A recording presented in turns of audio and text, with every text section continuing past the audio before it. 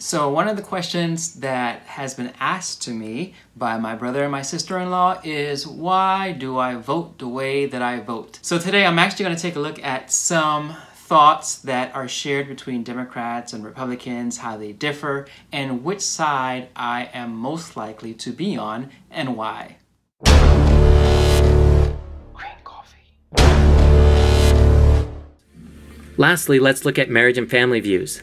Democrats stand with the LGBTQ community's fight for equality. They are focused on ending anti-LGBTQ violence, bullying, and discrimination, and to ensure that LGBTQ Americans are treated with dignity and respect in their communities, workplaces, and their schools. They take credit for the current state of marriage equality where it has currently been passed in all 50 states.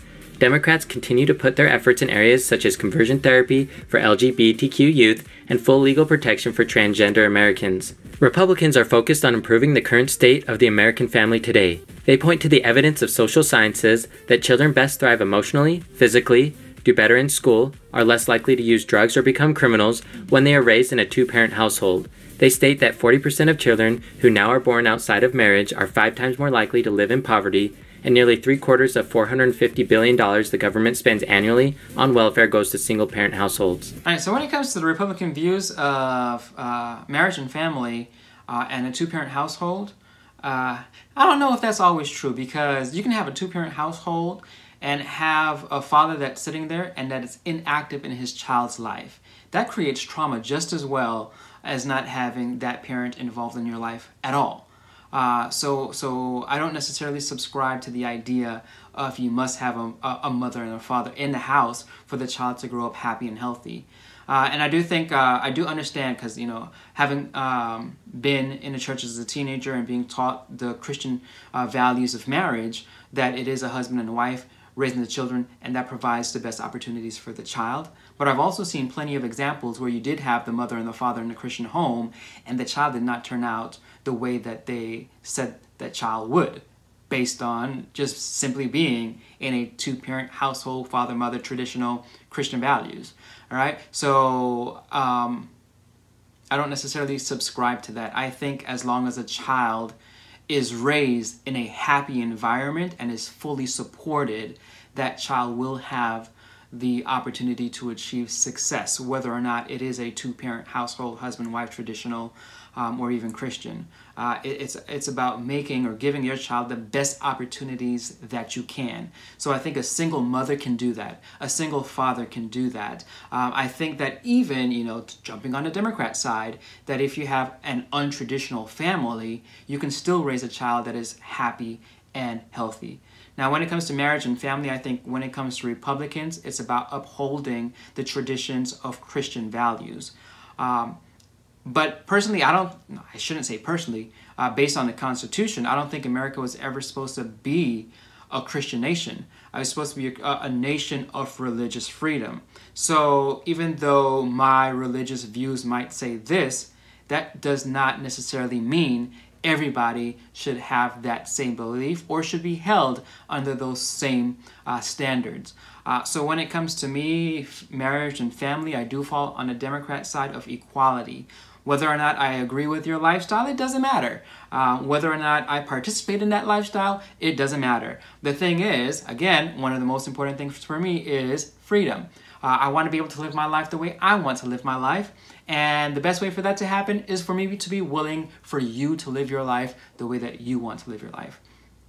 Now, my ideas when it comes to the LGBTQ plus community, it has evolved over the years, because as I've said, as a teenager, I was in a church, a conservative church, and the ideas of that church were the first things I was taught when it came to marriage and family. But when I became a teacher, I did work with students who were a part of the LGBTQ plus community. I've worked with students who were gay. I worked with students who were lesbians. I even worked with students who were transgendered. And the thing is, it didn't matter what my student was. I loved them, you know? It didn't matter what their viewpoints were, how they lived their lives, what they wanted to do with their lives. I cared about my students, and it broke my heart every single time I had to think about the violence or the bullying or the discriminations that they had to face. Knowing that children in the LGBTQ+ community are so much more likely to commit suicide because they're not accepted for who they are. It broke my heart every time I had to think about that. So I've made up in my mind when I was a teacher that I didn't care, you know? I didn't care what the Christian church said. I didn't care what I was taught. I didn't even care what the Bible said. I cared about my students. And I was going to love them no matter what. I don't have children, and I don't know for parents when they have children who are part of the LGBT, when they're part of the community, how hard it is for them to deal with that. And I think a lot of it is that parents have expectations of their children, and they create this narrative in their mind.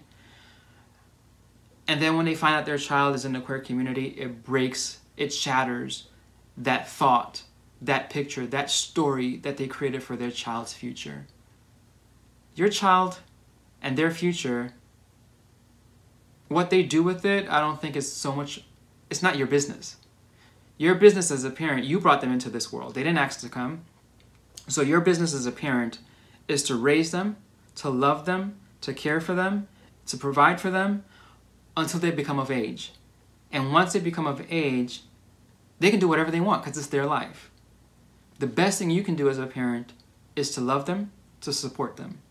And I'm not saying if your beliefs are traditional and Christian in a certain way that you need to change them. But in my mind, what I think is that you need to love them. And even if you are a traditional conservative Christian, I think the Bible even teaches that love is the most important commandment. So when it comes to marriage and family, I follow the way of love and acceptance, and I have no issue with equality when it comes to the queer community. Freedom. That's what's important to me. Have your freedom so I can have mine as well.